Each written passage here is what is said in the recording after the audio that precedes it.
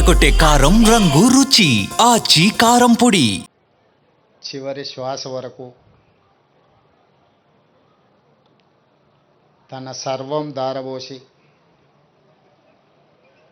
ఈ తెలంగాణ ఉద్యమాన్ని, తెలంగాణ రాష్ట్ర సాధనలో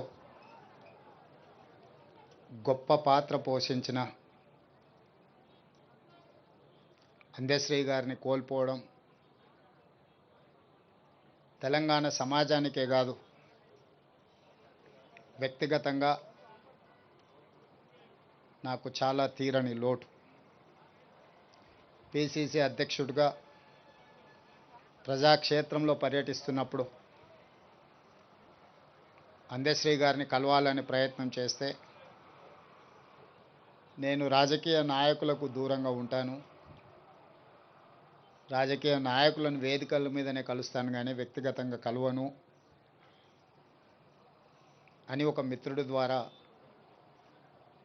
సమాచారాన్ని చేరవేసి,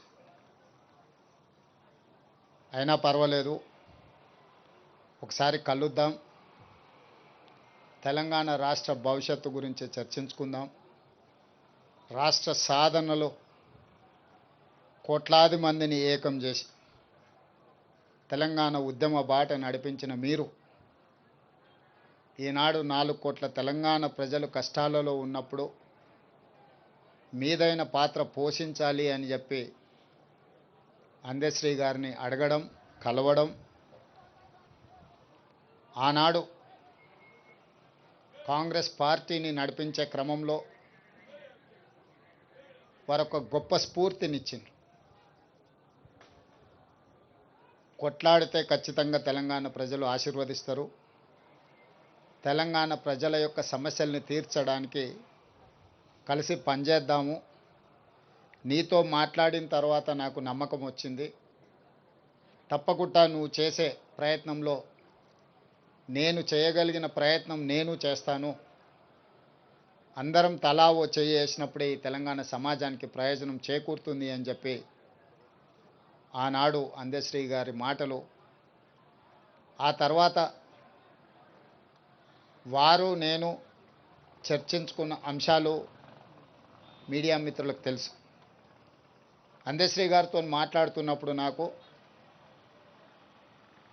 చదువుకోవడానికి పట్టణం వచ్చిన తమ్ముడికి ఊర్లో వ్యవసాయం చేసే అన్న చూడడానికి వచ్చినప్పుడు కలిగే అనుభూతి కలిగేది నాకు అందశ్రీని ఎప్పుడు కలిసిన.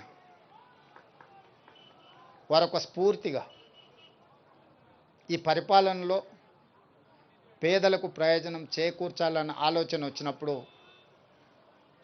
గద్దరన్నతో పాటు అందశ్రీ గారు సమానమైన స్ఫూర్తిని నింపడమే కాకుండా వారు రచించిన జయ జయ హే తెలంగాణ, తెలంగాణ రాష్ట్ర ఏర్పడ్డ 10 సంవత్సరాల తర్వాత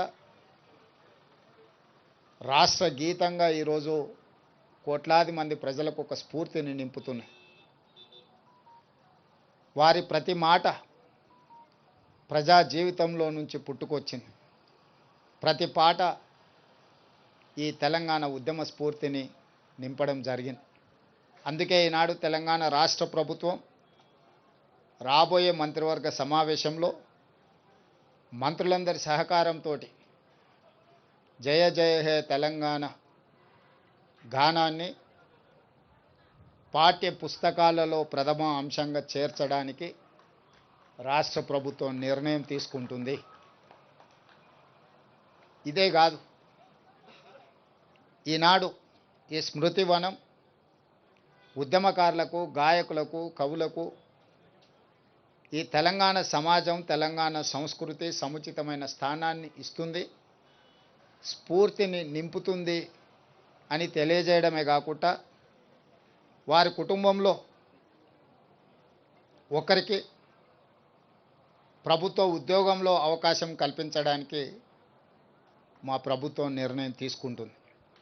ఎందుకంటే జీవితాంతం నిస్వార్థంగా సర్వం ఒడ్డి తన రక్తాన్ని చెమటగా మార్చి తన గళాన్ని ఈ తెలంగాణకే అంకితం చేసి, అలాంటి కుటుంబం ఆర్థికంగా ఎన్ని సమస్యలు ఎదుర్కొంటుందో నాకు తెలుసు. కాబట్టి ఈనాడు వారి కుటుంబంలో ఉద్యోగం ఇవ్వాలని, దీని ఒక స్మృతి వనంగా తీర్చిదిద్దాలని జయ జయ హే తెలంగాణ గానాన్ని పాఠ్యాంశంగా మార్చి వారి స్ఫూర్తిని ఎల్లకాలం, ఈ తెలంగాణ ఉన్నంతకాలం తెలంగాణ రాష్ట్ర సాధనలో అందశ్రీ గారు పోషించిన పాత్రను శాశ్వతం చేయడమే కాకుండా వారి జీవితకాలం రచించిన రచనలను ఒక పుస్తక రూపంలో వారు రచించడం జరిగింది. నిప్పుల వాగు. ఈ నిప్పుల వాగు ఒక స్ఫూర్తి, ఒక ప్రజ్వలనం, భవిష్యత్ తరాలకు ఇది ఒక భగవద్గీతగా, ఒక బైబిల్గా, ఒక ఖురాన్గా తెలంగాణ యువతకు, తెలంగాణ ఉద్యమకారులకు, తెలంగాణ ప్రజా సమస్యల మీద పోరాటం చేసే వాళ్లకు ఒక గైడ్ లాగా పనిచేస్తుంది. అందుకే నిప్పుల వాగును 20,000 ప్రచురణలు తెలంగాణ ప్రాంతంలో ఉండే ప్రతి లైబ్రరీలో, తండాలలో, గూడాలలో, మారుమూల పల్లెల్లో ఉండే తెలంగాణ సమాజం అంతా అందశ్రీ గారి స్ఫూర్తితో వారి రచనలో ఉన్న సారాంశాన్ని తీసుకొని పేదలకు సేవలు అందించడానికి ఉపయోగపడే విధంగా నిప్పుల వాగు గ్రంథాన్ని ప్రతి లైబ్రరీలో పెట్టే విధంగా ప్రభుత్వం చర్యలు తీసుకుంటుంది. ఇదే కాకుండా వారి అభిమానుల నుంచి సూచనలు తీసుకొని ఇంకా ఏం చేయగలమో, వారి పేరు, వారి స్ఫూర్తి తెలంగాణ సమాజంలో శాశ్వతంగా పదిలంగా ఉండడానికి అవసరమైన చర్యలన్నీ మా ప్రభుత్వం చేపడుతుంది. వారు ఏనాడు వారి ఆరోగ్యం గురించి, వారి ఆర్థిక పరిస్థితుల గురించి, కుటుంబ సభ్యుల గురించి ఏనాడు కూడా అందశ్రీ గారు ఆలోచన చేయలే. ఈ 4 కోట్ల తెలంగాణ ప్రజల యొక్క సమస్యలే తన సమస్య అని, ఈ సమాజమే తన కుటుంబం అని భావించిన ఒక గొప్ప మానవతావాది. నాకు వ్యక్తిగతంగా మనసుకు చాలా దగ్గరగా వారి ఆలోచన, వారి స్ఫూర్తి ఎప్పుడూ నాకు కలిగించే విధంగా వారు కలిసినప్పుడల్లా మాట్లాడేవాడు. వారిని కోల్పోవడం తెలంగాణ సమాజంతో పాటు నాకు, నా కుటుంబానికి ఒక బాధాకరమైన అంశము. ఏది ఏమైనా తెలంగాణ రాష్ట్ర ప్రభుత్వం అందశ్రీ గారికి గౌరవించడమే కాదు, అందశ్రీ గారికి పద్మశ్రీ ఇవ్వాలి అని గత సంవత్సరం కేంద్ర ప్రభుత్వానికి లేఖ రాయడం జరిగింది. ఈసారి కూడా స్వయంగా ప్రధానమంత్రి నరేంద్ర మోడీ గారిని కలిసి తెలంగాణ ఆత్మగౌరవం, తెలంగాణ గుండె ధైర్యం అందశ్రీ గారికి పద్మశ్రీ ఇవ్వాల్సిందిగా కేంద్ర ప్రభుత్వాన్ని విజ్ఞప్తి చేస్తున్నాం.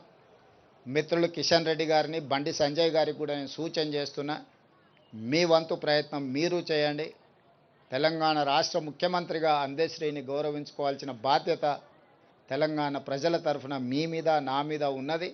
తప్పకుండా వారికి పద్మశ్రీ వచ్చే విధంగా, ఆ గౌరవం దక్కే విధంగా రాష్ట్ర కేంద్ర ప్రభుత్వాలు ప్రయత్నం చేద్దామని తెలియజేస్తూ, వారి అభిమానులకు, ఇక్కడికి విచ్చేసిన మీడియా మిత్రులకు వారి పట్ల మీరు చూపించిన అభిమానానికి నేను కృతజ్ఞతలు తెలియజేస్తూ సెలవు తీసుకుంటున్నాను.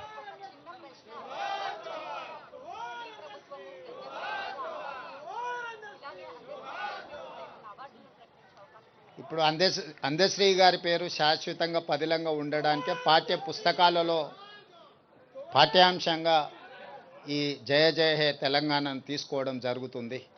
అందుకే వారి జ్ఞాపకమే ప్రతి లైబ్రరీలో నిప్పుల వాగు పుస్తకాన్ని ఆవిష్కరించాలని రాష్ట్ర ప్రభుత్వం అనుకుంటుంది. భవిష్యత్ కార్యాచరణ వారి అభిమానులతో మాట్లాడి ఇంకేమైనా ఏం చేయగలమో రాష్ట్ర ప్రభుత్వము వారి గౌరవాన్ని పెంచే విధంగా, వారి జ్ఞాపకాలను శాశ్వతంగా తెలంగాణ చరిత్రలో లిఖించే విధంగా తీసుకోగలిగిన చర్యలన్నిటిని తెలంగాణ రాష్ట్ర ప్రభుత్వం తీసుకుంటుంది. అందరితో చర్చించిన తర్వాత ప్రభుత్వం ఒక నిర్ణయానికి వస్తుంది. ధన్యవాదాలు.